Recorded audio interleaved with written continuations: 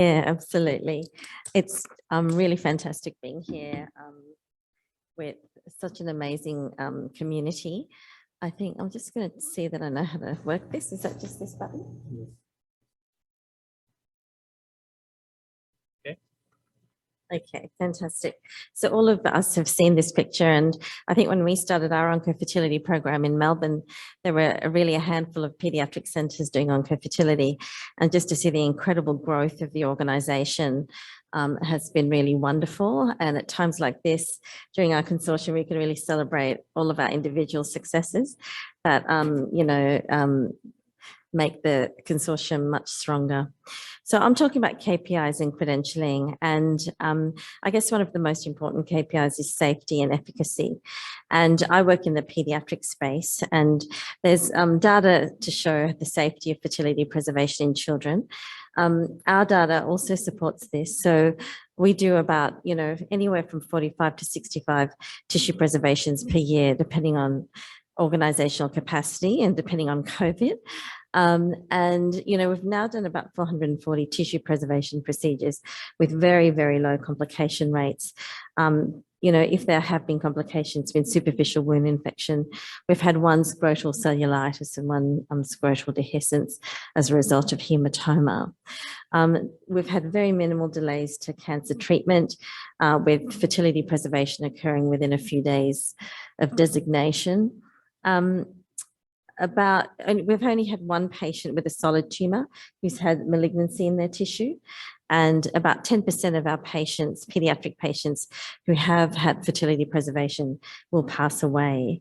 This compares to about 35% of patients who haven't had fertility preservation. So I think we are selecting them appropriately. The challenging thing for oncofertility, especially in the paediatric sphere, is that, some aspects of oncofertility care are in different stages of, development and translation from routine clinical care. And now we're broadening access of fertility preservation procedures, as Sunita has discussed. So, we're now, offering fertility preservation to perhaps more medically or surgically complex patients. Now to those who've had pre-existing chemotherapy, particularly because we know that children have very good follicle densities even despite chemo. We're sometimes doing fertility preservation where we're not really quite clear that curative intent is absolutely known from the outset, whereas before we used to be far more strict. And we're using novel therapies where we don't know the fertility impact, and we actually don't even know the epigenomic impact on future generations. And there's studies on animals suggesting that there is an impact, and we don't quite know the studies in the outcome for humans, and we don't know quite how to counsel our families about this. We're also offering fertility preservation to new patient groups, and I'll leave that to Molly to discuss. But just to say that at our own centre, for birth-assigned males, the uptake of fertility preservation procedures is over 60%, showing their real intrinsic desire to preserve fertility. And we're also considering new fertility preservation methods, even electroejaculation, which has quite ethical complexities and logistical complexities, because the only EEJ machine is, there's one machine in Victoria belonging to an adult urologist. So, we need to call him in if we are considering doing that. And also now there's good data showing oocyte collection can be offered to younger and younger populations. And that's, meaning that we have to change the way that we do things. So the challenge is, how do we implement best models of care?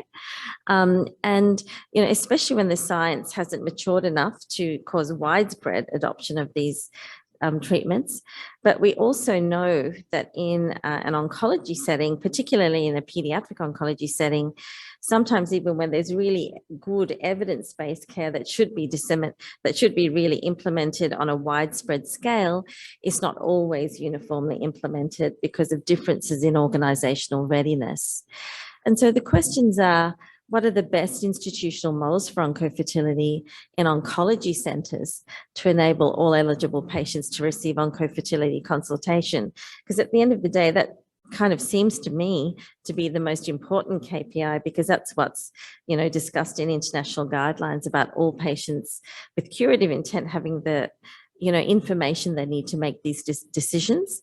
How do we impact and monitor change?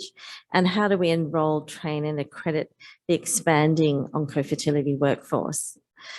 So there's significant disparities in care across the globe, and this has been well articulated by members of the Oncofertility Consortium. And I really want to bring attention to the latest study that Mahmood has published in, well, it's accepted for publication in JARC, around the 39 childhood oncofertility centres, where there was a comparison between high resource setting and low resource settings. And each institution was given an oncofertility score based on the technologies that they implemented.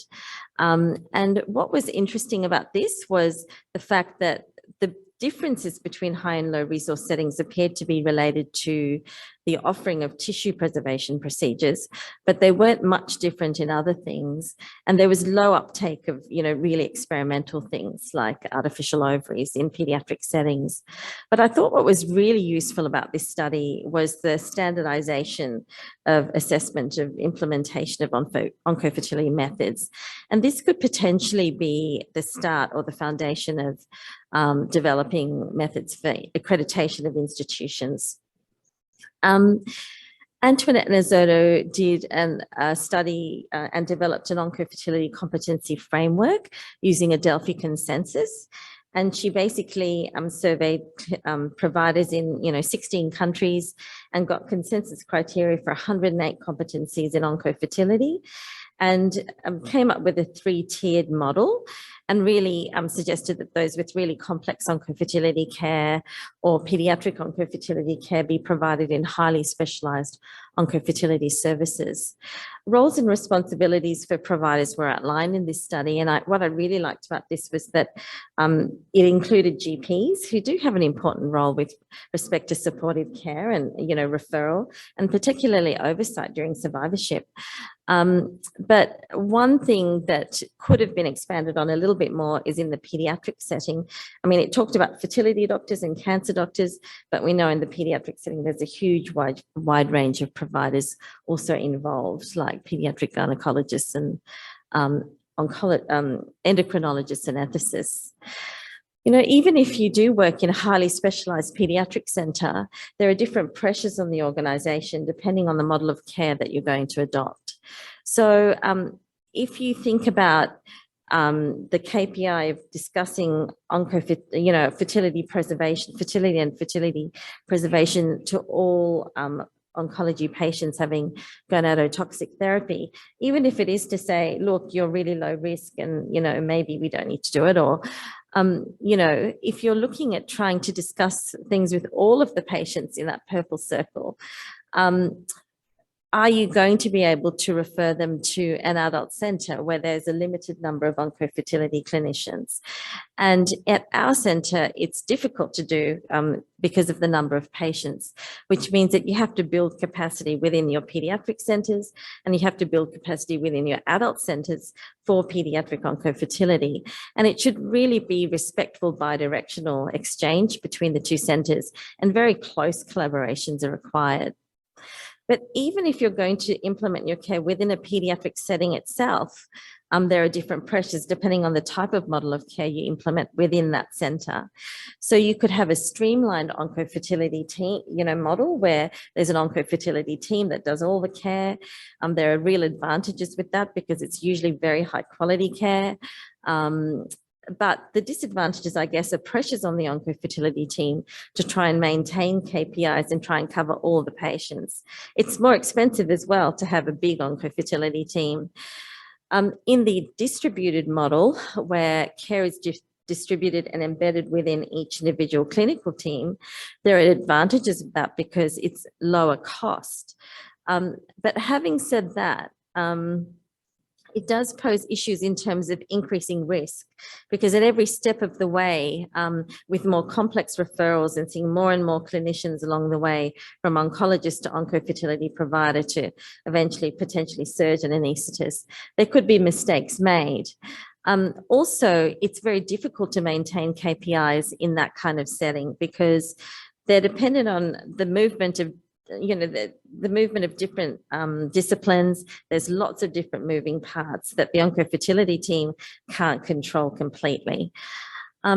So when we look at the KPIs at our organisation, and the main KPIs that we chose were fertility discussions before treatment, fertility discussions at any time of care, written information, appropriate referral to clinical ethics committees, families receiving results appropriately after fertility preservation, and receiving a summary of care after their treatment.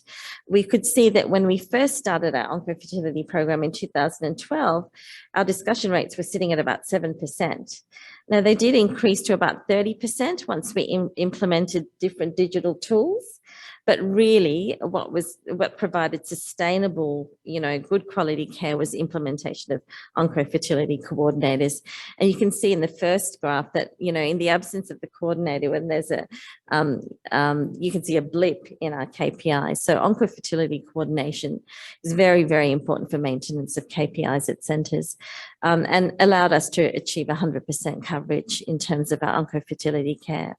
Of course, we look at safety and efficacy in our KPIs, which are presented in the first slide as well. The other thing that we do as part of our KPIs is measure decision regret in families, and we do that as part of a longitudinal study. And as time has gone on, our decision regret scores are getting lower and lower, and less than 30 is low decision regret. And the other thing that we look at is clinician satisfaction, confidence, whether they're doing the right thing in terms of providing information. And that's been increasing since implementation, thank you, of the coordinator. When you look at the whole of Australia and New Zealand, I mean, one thing that really causes me a lot of angst is when we look at the Oncofertility Consortium map, there are only 2 blips on that, map when you look at Australia, whereas we actually have 11, children's oncology centres, and all of us have different models of care. So in 2019, during our last Oncofertility Summit, I basically invited AZCO to nominate champions, Oncofertility champions from each oncology centre to be the person that would be developing Oncofertility services in their centre. And I invited them to Melbourne, and we held an Oncofertility Summit. There were about 190 attendees. And the day after the summit, we had a think tank, and we looked at the gaps in care and setting about priorities in Australia. And we did this through qualitative assessment at forums and also a survey after the think tank. And the findings weren't surprising. We had really discordant models of care with different governance structures, different members belonging to different, clinical teams. We had different selection criteria for oncofertility, and there were some centres that weren't offering tissue preservation at all. And the reasons for barriers in care were pretty typical of other centres around the world, really. But one of the most important things was that feeling of not being supported or having not enough executive buy-in for implementation of their programs. In terms of the desired KPIs that we wanted in Australia and New Zealand, it was really fertility discussions and written information prior to cancer treatment, and we wanted that to be above 90%. There were some KPIs around lab quality and biopsy quality as well. And so obviously, the depth of training needs to be there, but we need to also cover breadth. We need both. And we know that education programs do improve quality of oncofertility care, and they do improve KPIs, but there's a significant unmet need in training. So it was great to see that video by Teresa about the Oncofertility certificate program, which can hopefully close some gaps in care. At our centre, we have implemented Oncofertility as a learning health system. So it's in a constant state of change. It's never, in a status quo, and that's not what Oncofertility is about, really. And I would say that there are 5 main domains in terms of implementation of programs. And that's around governance, quality and safety, clinical guidance and communication, oncofertility and navigation, and the last is staff wellbeing. So, when we first started, we didn't even really realize that, the legal frameworks around oncofertility, we're not able to actually do any kind of research in gonadal tissue of minors. We didn't know that until we implemented our oncofertility program. We have a quality assurance program manager that looks at compliance and our KPIs. And we've implemented various digital tools to help clinicians. In terms of staff wellbeing, I've put in there MDMs and huddles and education. That is about education, but it's largely about seeing how the clinicians are going and how they're feeling about it. In 2019, Antoinette published a very similar model and broke it up into 10 different domains of oncofertility care. And I think this could be a nice foundation for implementation of some kind of credentialing model, but I would include things like legal frameworks, surgical laboratory, quality assurance, and also wellbeing within those frameworks. Unfortunately, there's no consensus on how to validate experience in oncofertility, particularly pediatric oncofertility. It seems to sit in this space that bridges fertility, cancer. There's lots of different providers, so it's hard to validate accreditation, but I do think it's warranted. And we spoke a little bit in the surgical meeting before about, what this, the surgeons were, hoping for. They really felt that it didn't require additional accreditation to do the surgery, but they would have appreciated extra training and proctorship. But definitely the non-surgeons felt that accreditation was a very important issue for everybody. And the scientists had particular concerns about biopsy quality, biopsy size, selection of biopsy site, and optimal methods for transport and freezing. We do have in our quality assurance program, we're implementing competency-based assessments, looking at different factors in clinical care and also attendance at education. And our fellows will receive an oncofertility certificate at the end of their training. Probably the most important aspect in pediatric oncofertility, I would say, is welfare and checking in with everyone, just ensuring that your trainees know that the work is challenging, and we're there to help each other. We debrief all the time, see what's changed, who's able to take the workload, do we need to change anything? And afterwards, it's important to look at what worked well and what didn't work well, but in a timely, respectful way. Because you can't do any of this, you can't implement this kind of thing without any social capital. So you have to have that good communication with your team. I'm pleased to say now that in Australia and New Zealand, we've developed the AZCO Consortium in Oncofertility, chaired by myself and Antoinette. And we've got an AZCO Clinical Trials Network now, which has got funding to implement national KPIs using our national oncofertility registries. And probably one of the most important things that we've achieved is executive sign-off from every ANZCOG centre saying that they're in support of their oncofertility champion and they will provide them with protected time to do the work and to develop SOPs and clinical guidelines. So in conclusion, I think development of a post-speciality oncofertility curriculum would be really important to create a frame of reference. National and international collaboration can really facilitate this with the idea of promoting improvement and harmonisation of oncofertility healthcare delivery globally. And it's really been humbling to see the gains made by the consortium. And hopefully by the next time I'm here, there'll be 9 more balloons to add to your map. Thank you. Thank you.